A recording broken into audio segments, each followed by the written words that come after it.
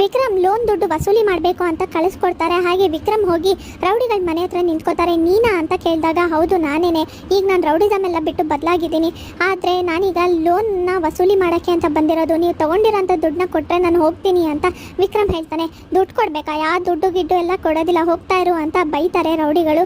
Sir ನೀವು ತೊಗೊಂಡಿರೋಂಥ ದುಡ್ಡು ಕೊಟ್ಟರೆ ನಾನು ಈಸ್ಕೊಂಡು ಹೋಗ್ತೀನಿ ಅಂತ ವಿಕ್ರಮ್ ಹೇಳ್ತಾನೆ. ಏನೋ ದುಡ್ಡು ಕೊಡಬೇಕಾ? ಸರಿ ಆಯಿತು ಕೊಡ್ತೀನಿ, ಆದರೆ ನೀನು ನಿನ್ನಪ್ಪ ಬಂದು ಮಾಡಿರೋ ಅಂಥ ತಪ್ಪಿಗೆ ಅವತ್ತು ನೀವು ಹೊಡೆದ್ರಲ್ಲ, ಅದಕ್ಕೆ ನನ್ನ ಹತ್ರ ಬಂದು ಕಾಲು ಹಿಡ್ಕೊಂಡು ಕ್ಷಮೆ ಕೇಳಬೇಕು, ಆಮೇಲೆ ನಿನಗೆ ವಾಪಸ್ ದುಡ್ಡು ಕೊಟ್ಟು ಕಳಿಸ್ತೀನಿ ಸರಿನಾ ಅಂತ ರೌಡಿಗಳು ಹೇಳಿದಾಗ ನಮ್ಮಪ್ಪ ನಿನ್ನ ಕಾಲಕ್ಕೆ ಬಿಡಬೇಕೇನೋ, ಎಷ್ಟೋ ಧೈರ್ಯ ನಿನಗೆ ಅಂತ ಕೋಪ ಮಾಡಿಕೊಂಡು ವಿಕ್ರಮ್ಮು ಹೊಡೆಯೋಕ್ಕೆ ಶುರು ಮಾಡ್ತಾನೆ. ಆಗ ಎಲ್ರಿಗೂ ಶಾಕ್ ಆಗುತ್ತೆ. ಕೊನೆಗೂ ಹಳೆ ವಿಕ್ರಮ್ಮು ಹೊರಗಡೆ ಬಂದ ಅಲ್ವಾ ಅಂತ ರೌಡಿಗಳು ನಗ್ತಿರ್ತಾರೆ. ಅಯ್ಯೋ ಏನು ಮಾಡಿಬಿಟ್ಟೆ ನಾನು ಅಂತ ವಿಕ್ರಮ್ ಟೆನ್ಷನ್ ಆಗ್ತಾನೆ. ಹಾಗೆ ವೇದ ಪ್ರೀತಮ್ನ ಭೇಟಿ ಆಗೋಕ್ಕೆ ಅಂತ ಪಾರ್ಕಿಗೆ ಹೋಗಿರ್ತಾಳೆ. ಎಲ್ಲಿ ನಿಮ್ಮ ಹುಡುಗಿ ಅಂದಾಗ ಇನ್ನೇನು ಬರ್ತಾಳೆ ಅಂತ ಹೇಳಿ ಹೂ ಹಿಡ್ಕೊಂಡು ಮಂಡಿ ಹೋರಿ ಪ್ರೀತಮ್ಮು ವೇದಾಗೆ ಪ್ರಪೋಸ್ ಮಾಡಿ, ಐ ಲವ್ ಯು ವೇದ, ನಿನ್ನ ಬಿಟ್ಟು ನನಗಿರೋಕ್ಕಾಗಲ್ಲ, ದಯವಿಟ್ಟು ನನ್ನ ಪ್ರೀತಿನ ಒಪ್ಕೊ, ನೀನು ಯಾವಾಗಲೂ ನನ್ನ ಜೊತೆ ಇರಬೇಕು ಅಂತ ಹೇಳಿದಾಗ ವೇದಾಗೆ ಶಾಕ್ ಆಗುತ್ತೆ.